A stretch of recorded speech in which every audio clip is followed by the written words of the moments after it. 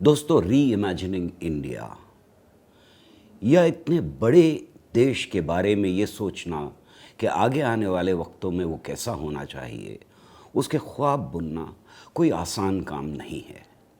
हाँ, ये आसान काम तो नहीं है, पर हर नई नस्ल, हर दौर में सिर्फ अवाम ने ही नहीं बल्कि अवाम के अलग अलग हिस्सों ने हमेशा री इमेजिन किया है कि देश कैसा होना चाहिए, भविष्य कैसा होना चाहिए, मुस्तकबिल के ख्वाब क्या होने चाहिए। और इसमें एक बहुत बड़ा रोल रहा है हमेशा से विज्ञान का, साइंस एंड टेक्नोलॉजी का। दोस्तों, आज ही नहीं, बहुत पहले हमारी पुरानी जेनरेशन्स को ये एहसास हो गया था कि बिना साइंस एंड टेक्नोलॉजी यानी विज्ञान और तकनीक के बिना हम ये सोच भी नहीं सकते कि आने वाला वक्त कैसा होगा और हम उसे कैसा बना सकते हैं। अगर हम थोड़ा सा इतिहास में जाएं तो हमें दिखाई देता है कि पीसी रे, एमएन साहा, पीएन बोस, आशुतोष मुखर्जी, जेसी बोस, सीवी रमन से लेकर के होमी जहांगीर भाभा हों या एसएस भटनागर हों, इन सब ने एक आधुनिक भारत के ख्वाब देखे और ये ख्वाब आवाम तक पहुँचे, जनता तक पहुँचे।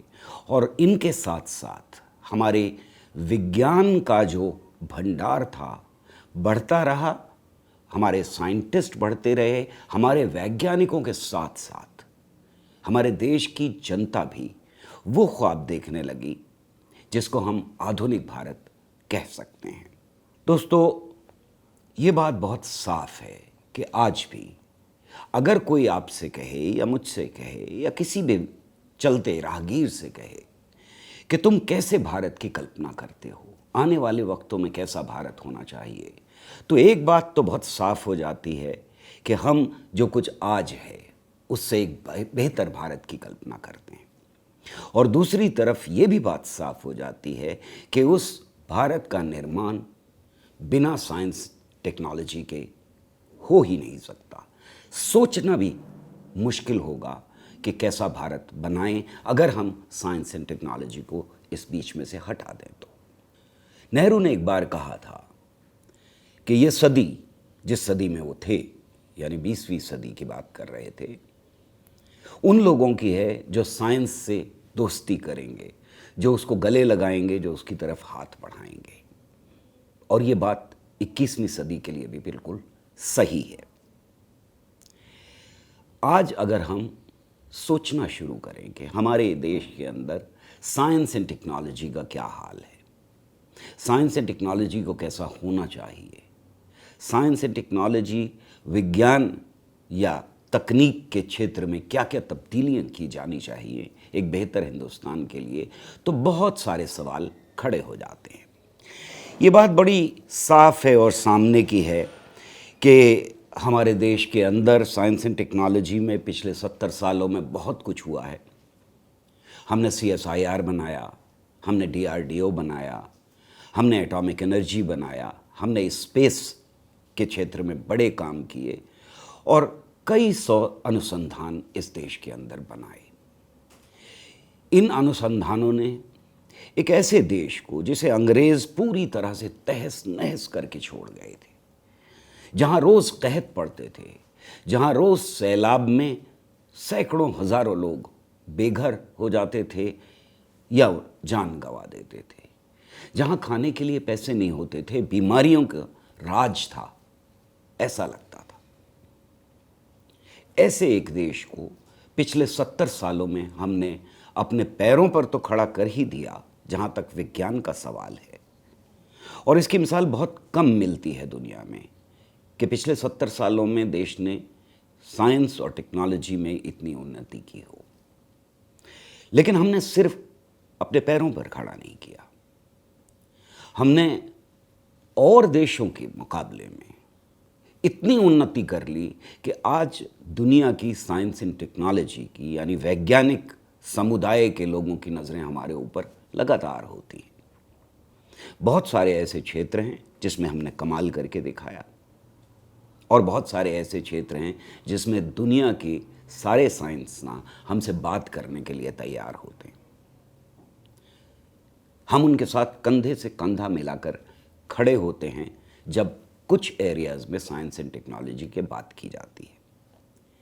लेकिन इसका पूरा श्रेय हमारे देश की वैज्ञानिकों को जाता है, हमारे देश के टेक्नोलॉजिस्ट को जाता है, क्योंकि लगातार ये बात कहने के बावजूद कि साइंस एंड टेक्नोलॉजी की रिसर्च पर खर्चा बढ़ना चाहिए, उसको ज़्यादा से ज़्यादा प्रोत्साहन मिलना चाहिए, इसके बावजूद हमारी जो दर रही है साइंस एंड टेक्नोलॉजी के ऊपर खर्चे की, वो बहुत कम है और लगातार बहुत कम रही है।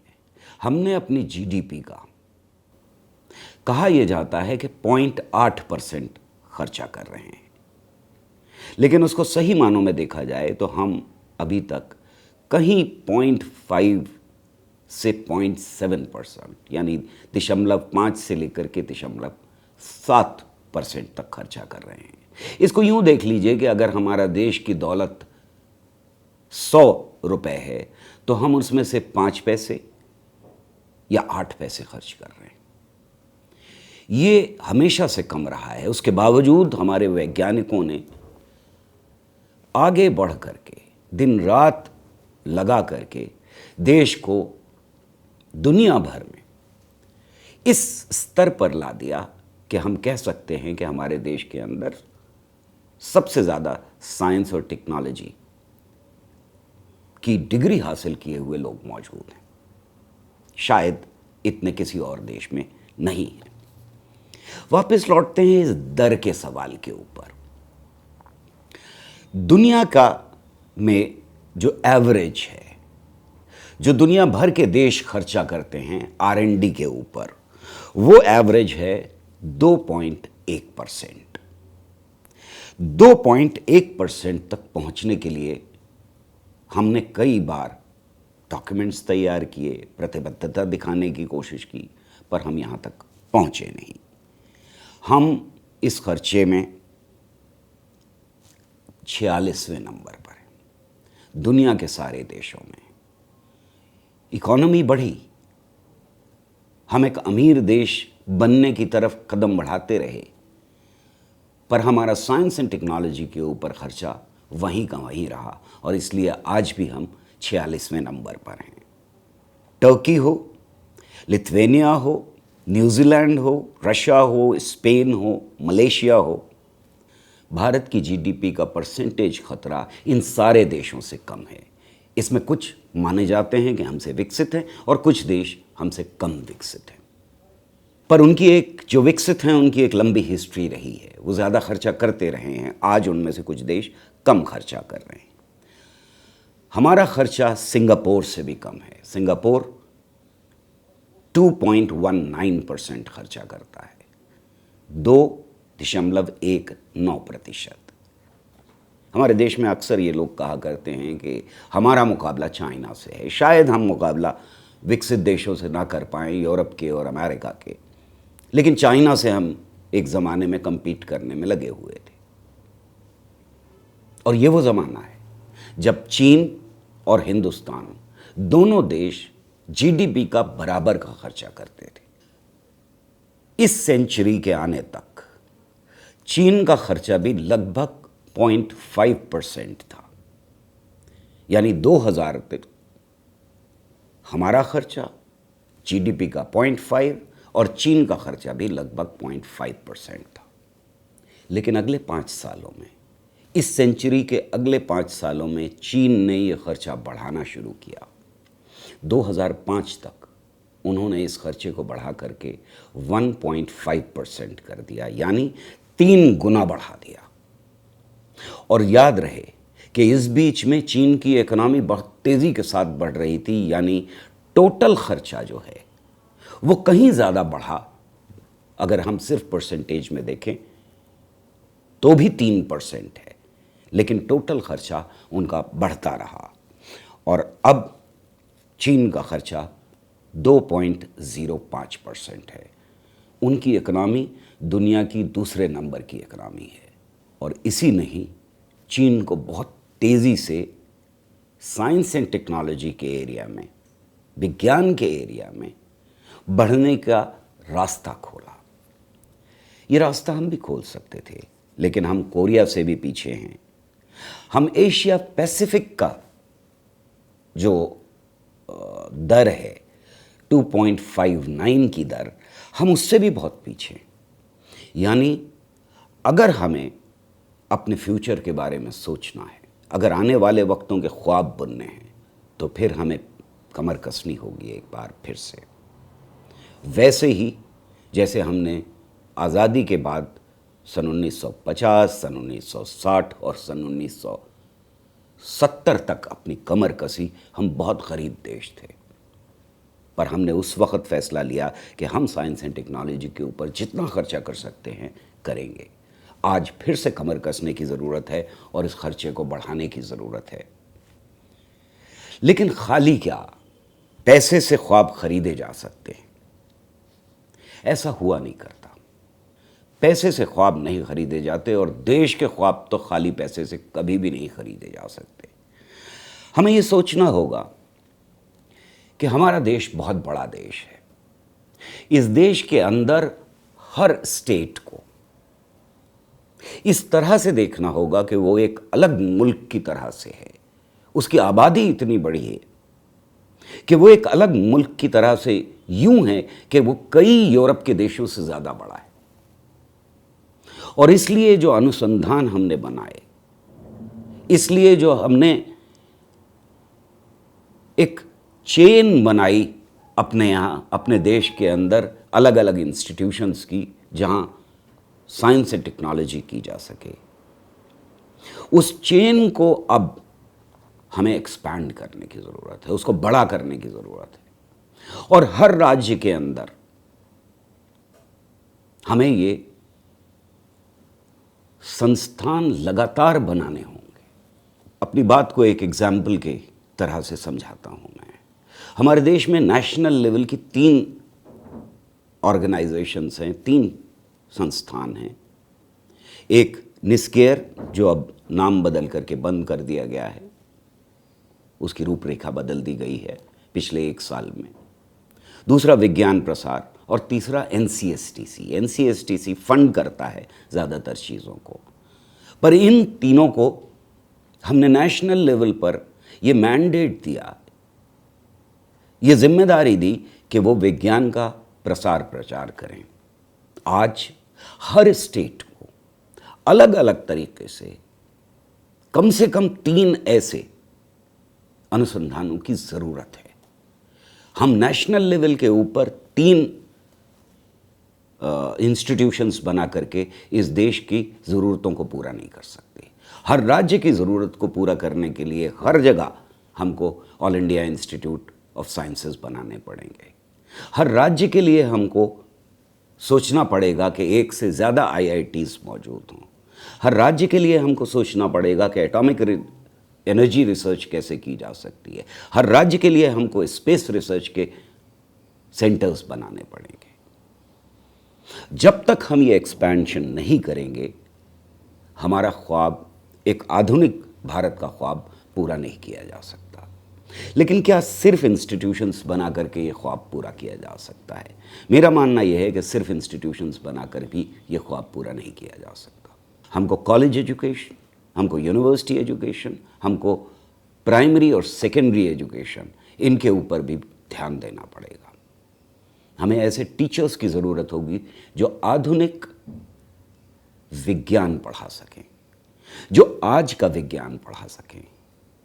पुरानी किताबों से उठा करके, पुराने नोट्स लेकर के कॉलेजेस में, स्कूल्स में, यूनिवर्सिटीज़ में पढ़ाई न कराई जाए, जिसका मतलब ये होगा कि लगातार हमको अपने टीचर्स को ट्रेनिंग देनी पड़ेगी। सिर्फ वैसी ट्रेनिंग नहीं जैसी आजकल दी जाती है, बल्कि एक आधुनिक ट्रेनिंग देनी पड़ेगी। हमको वो सारे इक्विपमेंट गांव-गांव तक पहुंचाने होंगे जहां से क्रिएटिविटी निकलेगी, जहां से वो कलाकार निकलेंगे जो साइंस की ख्वाबों की उड़ान में खरे उतर सकें। लेकिन क्या अगर हमने अपने स्कूल ठीक कर लिए, क्या हमने अपने कॉलेजेस ठीक कर लिए, क्या अगर हमने अपनी यूनिवर्सिटीज़ को ठीक कर लिया और बहुत सारे अनुसंधान बना दिए जहाँ रिसर्च और डेवलपमेंट किया जा सके, तो सब कुछ ठीक हो जाएगा? मेरा मानना है नहीं होगा। देश को इसकी ज़रूरत है कि हमारा कॉन्स्टिट्यूशन जो कह रहा है, हमारा कॉन्स्टिट्यूशन बहुत साफ तरीके से कह रहा है कि हर देशवासी की ये जिम्मेदारी है कि वो scientific temper, spirit of inquiry और ह्यूमनिज्म का प्रसार प्रचार करे। और अगर ये कह रहा है कि हर नागरिक की ये जिम्मेदारी है, तो हमारा कॉन्स्टिट्यूशन ये भी कह रहा है कि हर अनुसंधान की जिम्मेदारी है, वो चाहे प्राइवेट सेक्टर में हो या गवर्नमेंट सेक्टर में हो। हमारे मीडिया की भी जिम्मेदारी है, हमारी हर संस्था की जिम्मेदारी है, चाहे वो संस्था रिलीजियस ही क्यों ना हो, चाहे वो संस्था धार्मिक ही क्यों ना हो, उसकी भी ये जिम्मेदारी है कि विज्ञान का प्रसार प्रचार करे। इससे कोई बरी नहीं है। एक ऐसा समाज जो आधुनिक सोच ना रखता हो, जो वैज्ञानिक दृष्टिकोण ना रखता हो, जो साइंस को गले लगाने के लिए तैयार ना हो, वहाँ अच्छी साइंस नहीं हो सकती। वहाँ अच्छे स्कूल बनाना ही नहीं मुश्किल है। वहाँ अनुसंधान बनाए ही नहीं जा सकते जो अच्छी साइंस कर सकें, जो आधुनिक साइंस कर सकें। इसलिए समाज के अंदर बहुत सख्त ज़रूरत है इस बात की कि हम साइंस का, विज्ञान का ज़्यादा से ज़्यादा प्रसार प्रचार करें। दोस्तों, एक ऐसे समाज में जहां साइंस एंड टेक्नोलॉजी ज़िंदगी का हिस्सा ना हो, अच्छी साइंस एंड टेक्नोलॉजी, अच्छी वैज्ञानिक रिसर्च की ही नहीं जा सकती। और ऐसा समाज बनाने के लिए हमारा कॉन्स्टिट्यूशन ये बात बड़े खुल करके कहता है कि हर नागरिक की ये दायित्व है, हर नागरिक के लिए ये ड्यूटी है कि वो साइंस एंड टेक्नोलॉजी यानी scientific temper, spirit of inquiry और ह्यूमनिज्म का प्रसार प्रचार करे। जिसका मतलब ये होगा कि सारे अनुसंधान इसका प्रसार प्रचार करें, वो प्राइवेट सेक्टर में हो या वो गवर्नमेंट सेक्टर में हो, वो मीडिया हो या फिर जुडिशरी हो, वो धार्मिक स्थान भी हो सकते हैं। उनका भी कॉन्स्टिट्यूशनली दायित्व यही है कि वो वैज्ञानिक सोच का, वैज्ञानिक दृष्टिकोण का प्रसार प्रचार करेंगे। लेकिन सवाल ये है कि वैज्ञानिक दृष्टिकोण है क्या? इसके लिए एक बार फिर हमको अपने साइंटिस्ट के पास जाना पड़ेगा, एक लंबी बहस में जाना पड़ेगा जो लगभग 100 साल तक चलती रही, लेकिन इसका निचोड़ पंडित जवाहरलाल नेहरू ने दिया। और उन्होंने कहा कि यह साइंस का तरीक़ाकार है जो बहादुर है मगर आलोचनात्मक है। ये तलाश है सच और नए इल्म की। ये रवैया है किसी भी चीज़ को तब तक ना मानने का जब तक उसे परख ना लिया जाए। ये नए सबूत की रोशनी में पुरानी मान्यताओं को बदलने की सलाहियत है। ये किसी पुरानी थ्योरी के बजाय परखे हुए सच पर भरोसा करने की आदत है। ये सोच को अनुशासन में रखने की सलाहियत है। यानी हम पुरानी मान्यताओं को छोड़ने के लिए तैयार हों अगर नए सबूत हमको मिलते हैं। इस प्रसार प्रचार के लिए ये हमारे हर नागरिक की आदत बन जाए, इसके लिए बाधाएं क्या हैं? इसके लिए बाधाएं हैं पुरानी मान्यताओं का लगातार प्रसार प्रचार होते रहना, अनसाइंटिफिक, गैर वैज्ञानिक बातें लगातार समाज के अंदर फैलाते रहना। और हमें ये दिखाई देता है कि वो चाहे हमारे लीडर्स हों, चाहे हमारी जुडिशरी हो, चाहे हमारा मीडिया हो, और चाहे हमें अपने समाज में बिखरे हुए सैकड़ों बाबा हों, मुल्ला हों, पंडे हों, ये लगातार जाने अनजाने साइंस के खिलाफ प्रसार प्रचार करते रहते हैं। ये एक बड़ा मार्केट है इस देश के अंदर, जहां फैक्ट्री मौजूद हैं, वो फैक्ट्रीज जो बाबा चलाते हैं, और इन फैक्ट्रीज में अंधविश्वास तैयार किया जाता है। एक बार फिर अगर चाइना की तरफ लौटें तो 80 और 90 के दौर में चीन के अंदर एक बड़ा उठान आया था अंधविश्वासों का, पर वहां क्योंकि साइंस एंड टेक्नोलॉजी के ऊपर चलने का रिजॉल्व बड़ा हो गया था, इसलिए उसके ऊपर कानून बनाया गया कि कोई भी गैर साइंसी अवैज्ञानिक बात का प्रसार प्रचार नहीं किया जा सकता। उन लोगों को दंड दिया जाएगा जो ऐसी कोई बात कहें कि इस कुकर में पकाओ या इस हांडी में पकाओ तो तुम बेहतर सेहत हो जाएगी, इस तरह की सब्जी खाओगे तो ये वाला रोग खत्म हो जाएगा, ये नमक है अगर खाना शुरू कर दोगे तो तुम्हारी ये बीमारियां दूर हो जाएंगी। इस पर प्रतिबंध लगाया गया। हमारे देश में जब अंधविश्वास फैलाने के खिलाफ एक आवाज उठी तो एक साइंटिस्ट को कत्ल कर दिया गया।